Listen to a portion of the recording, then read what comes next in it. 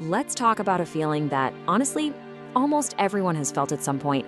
It's that feeling of waiting for something really important, praying for it, and just feeling like you're talking to an empty room.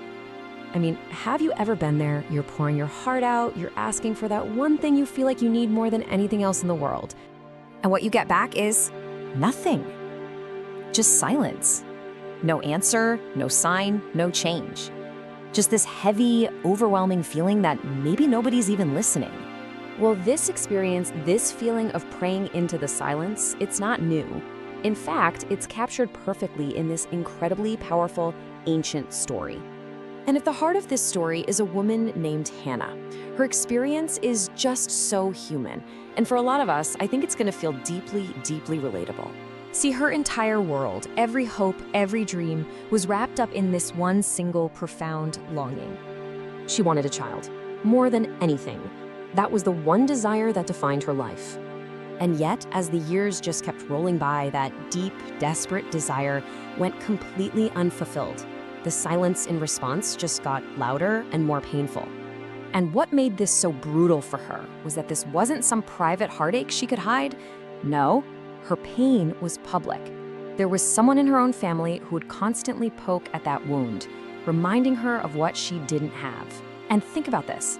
The very place she should have found comfort, a place of worship, it actually became a source of pain because she'd have to go there and watch other people celebrate the very thing she was longing for. So all of this, the constant longing, the public shame, the endless reminders, it just became too much to carry. The story says she actually stopped eating. She just broke. Not in some loud, dramatic way, but in a quiet, deep, internal collapse. And this brings us to the moment where everything changes. She goes to the temple one more time, but this time is different. This isn't a routine visit. This is rock bottom. There was no performance here. She wasn't trying to say the right words or sound religious. It was just her, pouring out all of the hurt, all of the hope, all of the desperation, with absolutely no filter. And get this detail shows you just how alone she was in her grief. Her prayer was so raw, so internal, that the priest, the religious leader there, he completely misread the situation. He saw her lips moving but heard no sound and just assumed she was drunk. It's just this stark picture of how totally misunderstood her deepest pain really was. Okay. What happens next is the absolute key to this whole story.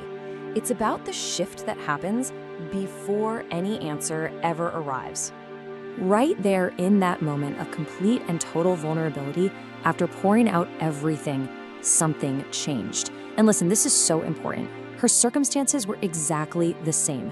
The problem was still there. The change happened inside of her. She got up from her prayer, and for the first time in what must have felt like forever, she felt peace. She left that painful place feeling lighter, even though absolutely nothing on the outside had changed at all. This slide just lays it out so clearly. On one side, you've got her situation, totally unchanged.